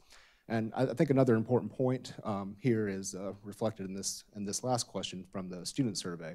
Has the rolling study hall helped you to become a more successful student? And we have a large majority of students replying in the affirmative there. And I think it speaks to the power of this program to empower students to take their academic success into their own hands and give them an opportunity when otherwise they would be without access to the tools that they might need to stay on top of those things in the classroom. That's some student feedback. I think it's important. One last thing to note is that at the end of the semester, we took and pulled data from for all the students that are riding these 6 school buses and took a look at where their grades were in the classroom at the end of semester 1. And we see that nearly 3/4 of the students that are riding these buses are in fact passing all of their core courses as of the end of the first semester. So I think that's a pretty positive piece. Of course, some room to grow there. That leads us to really our next steps, where we want to work with the school, coordinate with the school to identify where students are and which students still require some support, and then coordinate with the classroom teachers and the 2 buses to provide that support before we close out the end of the year and see if we can't close that gap a little bit further. So that concludes mine. this evening, and I'd be happy to answer any questions. Just remind us again about the cost of this and how we're funding that, Mr. Bissell. Sure. The cost is zero to us right now, and that's made available to us through the grant offered by Google and the Consortium for School Networking. And so they sponsored the hardware to install on the buses, the installation fees, as well as the monthly fee for the internet service that runs on those buses. And they provided the Chromebooks as well, right? No, ma'am. Those were ours. We use our devices. We were actually able to include more students in the pilot by not accessing the Chromebooks or taking advantage of those Chromebooks. Right. Okay. And am I right that there is an instructional assistant on the bus with them? Yes, ma'am. It's actually a certified teacher, and they ride on a fairly consistent schedule on each of those buses to build relationship with those students, and they can provide specific support in their area of expertise. But generally speaking, they just help to keep the kids on track and provide whatever support they can. And remind us again why we chose Pillion to do this pilot. Yeah, that's a great question. Because these bus routes that we selected run upwards of 90 minutes a day, anywhere between an hour and 90 minutes. And so when you have that type of time on the road, that would be where we can get the biggest return on our investment for the installation of that technology. Any questions or comments, board? Have you, I appreciate the student poll. Have you polled parents about their, are they seeing an improvement in study habits at home, or is it really helping their family time at home because the students are doing their homework before they get there? No, that's a great question. We actually have not polled parents, but we'll definitely include that for our end of the year data poll. We have reached out to others involved, and it seems to be a really positive added bonus across the board. But that's a great point, and that would be great information to pull in at the end of the year. We're the only one in South Carolina right now, aren't we? Or is there someone else? I believe there were, I think Berkeley County had started this a couple years ago, but I don't know if they're continuing with that or not. Okay. I think that we're the most recent to come on in South Carolina. And Dr. Little, I think you heard about this at a conference, and that's how we were aligned with this program. Yes, ma'am. It's, well, it really, a couple of different directions. That was part of it, with our relationship with the League of Innovative Schools. But we also, and I'll give Howard and company a lot of credit here, it really was an extension of the digital learning project. And I mean, I really think what happened, my impression was that we were such good partners in the digital learning project, Google said, hey, we've got these extra resources, are you interested? And when Google calls you and asks you if you're interested, I can tell you what the correct answer is. Yes, you're absolutely interested in partnering with Google and that type of relationship. So we're excited about the possibility. Remember, this is a pilot. So one of the things that we're going to have to talk about moving forward is these aren't the only rural bus routes that we have.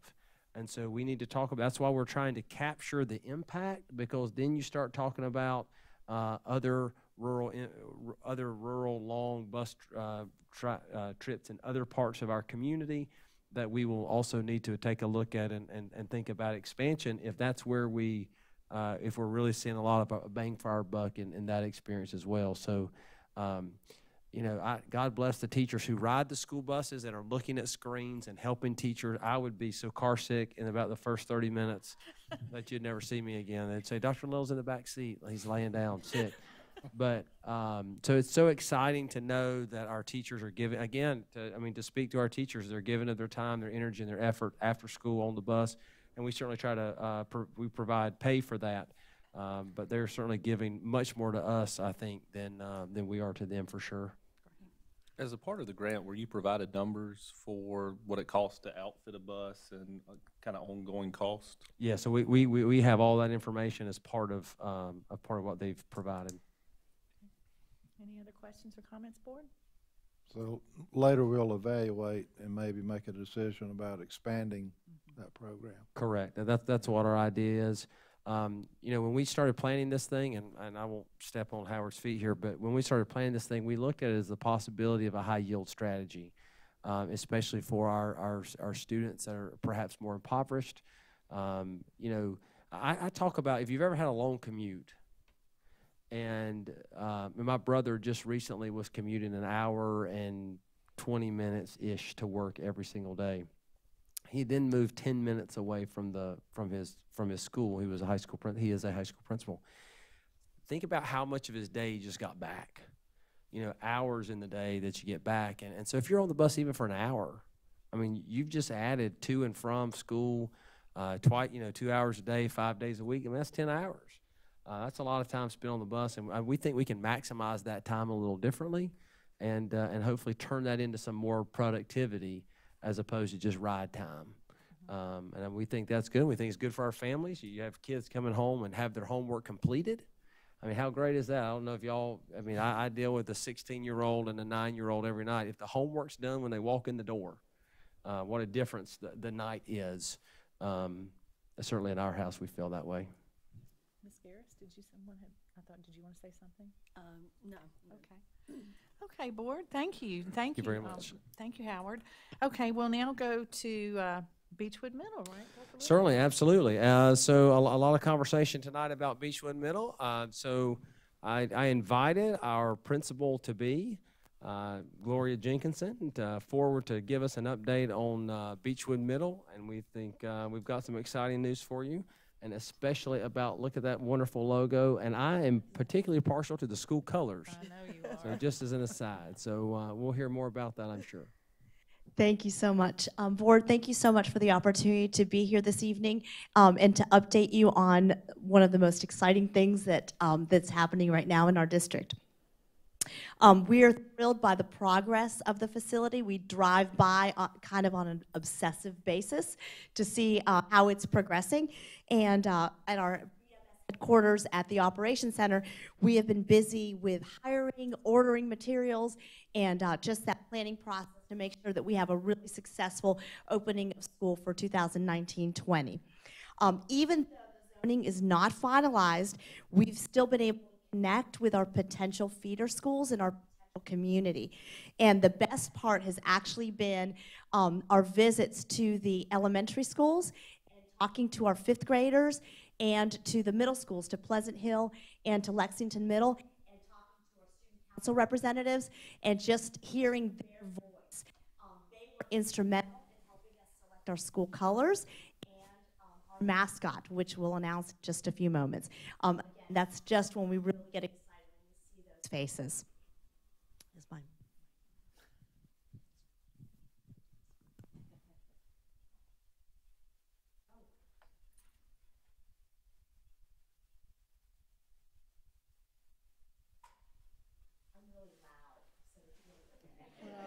You have to use the microphone for the recording device. Thank you. Sorry. Thank you. There we go. All right, so like I said, the best part has been just seeing those faces of those students. Can't wait for the first day of school in August when those teachers, parents, and students just come through our doors. As I said, thanks to our student voice, we have selected our school colors. They are Midnight Navy and Columbia Blue, and you'll see them represented here on our academic Is that what we call crest. that color? Columbia Blue? Okay, Columbia just checking. Blue, Dr. Little. I didn't realize Yes, that's sir. what we called that color. All right. I'm going to be Here very in, suspicious South if our Carolina. schools over the next 5 years all have that blue in them. I'm just going to. That little dumb footprint with the Yeah. black thing on The little po- yeah. If you announce that as the mascot, Ms. Jenkinson, I will be very concerned. Yeah, no. You'll be suspicious about the student voice part, then, won't you? All right, very good. These colors, like I said, were in huge part based on our student voice, but the beauty of them is that you really complement the architectural choices of the facility, and they just make for some pretty sweet swag and uniforms, too. The work to date has been very smooth, and I want to take a moment to thank all of our central services folks for the support that you give us on a regular basis. So thank you for that. Which button? This button? Oh, thank you. Our work has been rooted in the district strategic plan to empower each child to design the future. And with each step we take, we're measuring against our system commitments to ensure that we're furthering our mission and vision to cultivate a caring community where all learners are extraordinary communicators, collaborators, creators, and critical thinkers. Beechwood will open its doors as an International Baccalaureate Middle Years Program candidate school with a partnership with Code to the Future. So we'll have that focus on computer science. The IB Middle Years Program and Code to the Future really complement and amplify each other due to their strong focus on inquiry-based learning, problem-based, and service-oriented learning, the authentic real-world connections, and skills and applications as well. And it really honors the fact that many of our students who are coming to us from the 5th grade have been at coding immersion schools at New Providence and also at Rocky Creek. And so it allows us to really individualize for those students who have that background and also for those that don't. And we'll have the opportunity to make those real world connections. Again, all students will be given the opportunities to pursue their gifts, whether it's academics, athletics, or the arts, and they will all have an adult advocate and be given voice and choice at Beechwood Middle. So essentially, we are committed to everyone having a place to belong in our Beechwood family. In regards to our partnerships with our community, we're currently working, as I mentioned, with the proposed elementary and middle school feeders to ensure that we've got those vertical partnerships. And once rezoning is approved, we're going to start gathering even more parent and community voice. We're presenting at a parent ambassadors meeting in March and also at other community organizations to start getting the word out and really branding Beechwood and all of the great things that are happening in our district. In fact, we've been able to make some connections with some future Beechwood parents who have chosen Lexington School District 1 specifically because of its schools. One parent in particular is moving from abroad. He's a U.S. government employee, and he chose Beechwood and Lexington High School specifically for the IB Middle Years Program and Diploma Program. And so they're coming to tour in February at the end of the month, and we're so excited. But that's just one example of the many parents who are just drawn to us because of the amazing programs that we do offer in Lexington 1. All right, in regards to our mascot, we have worked very closely, as I said, with our proposed feeders to honor that student's choice for the mascot. We went to the schools, we did a brainstorming protocol, and then some tuning protocols with the 5th graders, and they were so excited, and we were so excited to be there with them. And after all precincts reported and student voice was heard, we're now able to proudly announce to you that Beechwood Middle School will be the home of the Beechwood Bengals. Yay!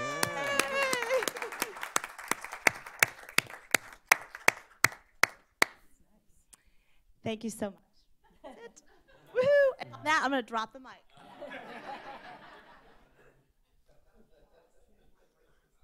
Is the don't do that. Is the Bengal endogenous to South Carolina?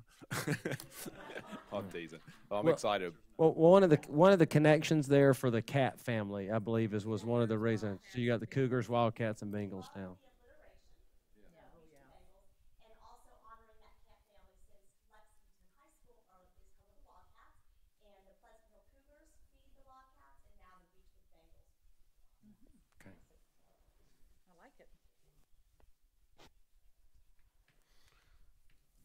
I knew that would be exciting. That was great stuff. Thank you, Ms. Jenkinson. We look forward. We'll hear from you probably in the next month or so, and we'll do another update probably in a couple of months if you don't mind. That'd be great. And maybe when it warms up and it dries out, maybe we can schedule another tour because it's been a few months since we've been out there and kind of see the progress on the inside as well. Yeah, Mr. Salters, if you would help us schedule that, we can certainly make that happen in the next little bit. And to feed off of the discussion about the Cats, just wanted to mention in case you didn't know that the Lexington Wildcats are now 29-0. So they won tonight. That's good stuff. Could I ask, for a point of privilege, and ask Ms. Jenkinson to introduce her assistant principal, who I know has been working really hard with her. Thank you. Yes, it is an honor to introduce Brent Foxworth. He is a Beechwood assistant principal and has been working right alongside of me, making amazing decisions, athletics, instruction, facilities, all that good stuff. So. And go ahead and stand up and wave. And you have, I believe, somebody in the back row here too. Coach.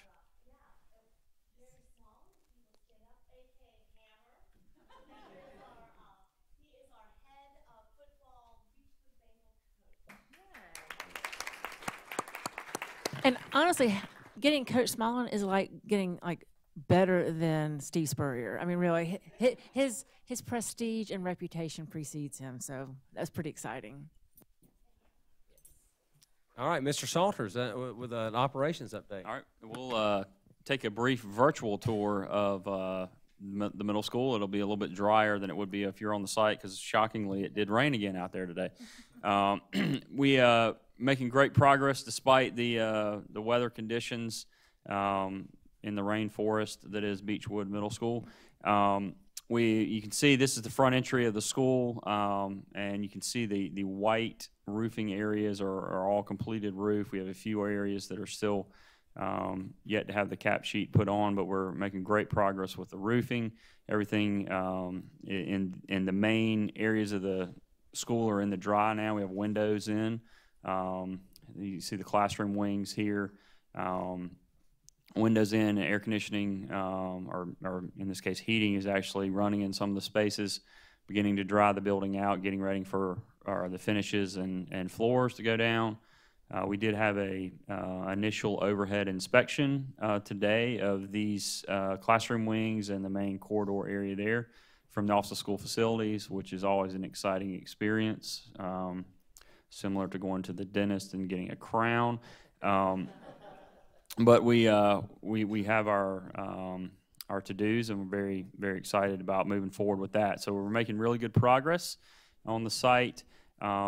This is the chiller being set in the back of the cafeteria area, the main chiller there. So that's really, really a good step forward. This is inside in one of the corridors. You can see the ceiling grid is installed, and that is the case in the classroom wings and the center commons area.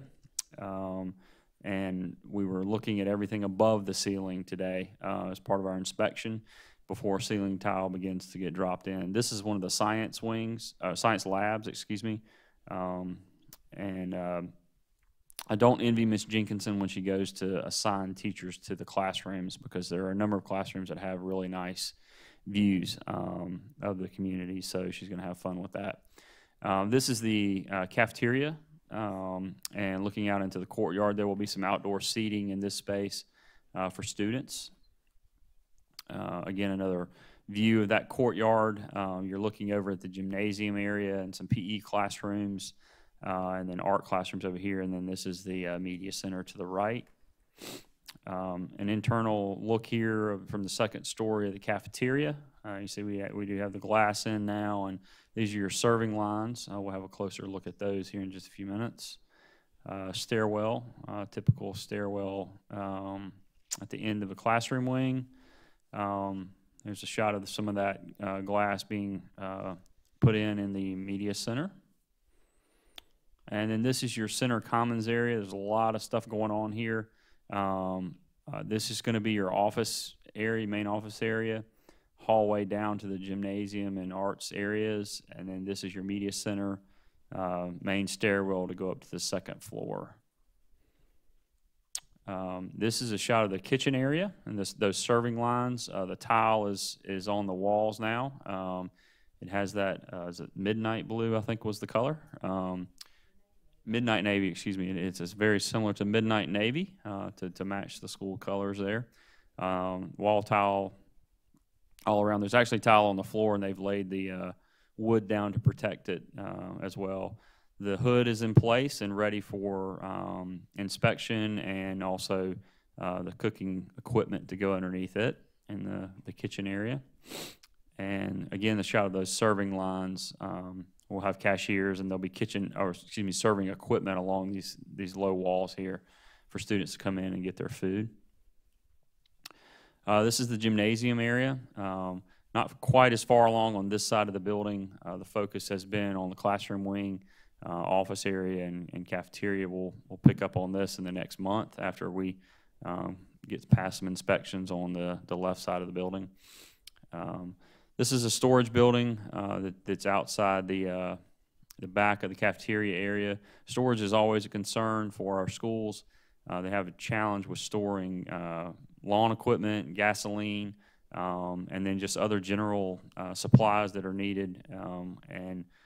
So we have this building that'll be used, I'm sure, extensively by the school, and then it's located adjacent to the athletic field. So Coach Smallin will be able to use this as well for some football storage and other storage that's available out there. And so with that, I'll be happy to answer any questions. We are on schedule and still looking to open in August, and we'll move the office staff in probably late May, early June, and then the bulk of the furniture and so forth will start coming in early July, and we'll be ready to have all of the staff in there. Board, are there any questions or comments? Just as a reminder, I know the answer, but I want to hear you say it out loud. That is the prototype we'll be using for Pelion Middle as well, correct? That is correct. That school design will be used at Pelion Middle School and at Lexington Middle School as well. Great. Yeah, so it'll be used 2 more times. And the equipment building, as part of the facilities plan, we're adding those at the other middle schools, isn't that? Actually, we're adding those at a number of our campuses that don't have them across the district. So elementary and middle schools will be included in that as well. Yes, ma'am. Okay. Any other comments or questions, Board? Okay. Anything else on your report, Dr. Little? We have one other thing. We just wanted to show you just a draft of meeting dates, I believe. If you'll take a look at those, I believe we're just going to, we'll have a second read on that, so whatever feedback you got. But so if you have any suggestions for feedback, and we did plug in the second meetings for the months that we had done, we were trying that this year. So if that's something that you want to do again, you can see what those dates are. And this is not all-inclusive because it would be missing some of the budget dates that we, further out we would set. So there might be another one in April, something like April 28th, and then June might have another 1 or 2, depending on what happens in the budget in that year. Okay. So. And we'll be voting on that next month? Yes, second reading next month. Okay. Anything else? that is all I have. And if I may take a point of privilege, your board has been very busy. Last week, we were invited to Red Bank Elementary for just an absolutely wonderful tour. And I just want to thank them for hosting us. It's just, when you go in and you see the children in the classrooms, it's just a wonderful experience. We also were invited to Gilbert High School for an exploratory learning session last night that was led by the students. That was a wonderful night. And I want to personally thank Mr. Pender. He invited the board to the Counselors and Career Specialist Recognition Luncheon. And as you know, our board has put a focus this year on mental wellness.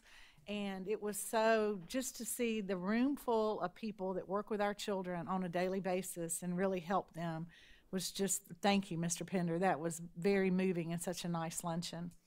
And then, last but not least, we had a breakfast last week with the Lexington Chamber where they recognized our schools and our school board.